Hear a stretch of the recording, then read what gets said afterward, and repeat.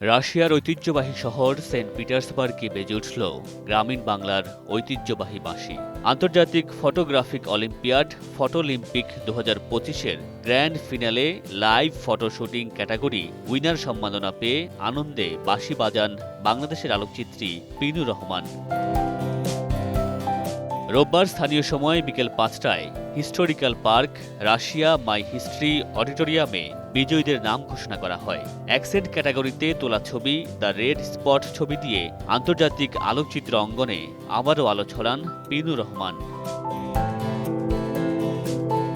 গেল জানুয়ারিতে শুরু হওয়া অনলাইন প্রতিযোগিতায় 3 পর্বের বাছাই শেষে নির্বাচিত বিশ্বের 96 জন আলোকচিত্রী আগস্টে সেন্ট পিটার্সবার্গে চূড়ান্ত পর্বে অংশ নেওয়ার আমন্ত্রণ পান। পিরোজপুরে বেড়ে ওঠা ঢাকা বিশ্ববিদ্যালয়ের সাবেক শিক্ষার্থী পিনু রহমান পেশায় রূপালী ব্যাংকের একজন কর্মকর্তা। দেশ ও দেশের বাইরে বিভিন্ন প্রদর্শনী ও প্রতিযোগিতায় অংশ নিয়ে তিনি এ পর্যন্ত পেয়েছেন অন্তত 80টিরও বেশি সম্মাননা। মামুনুর রশীদ পনেল, সময় সংবাদ।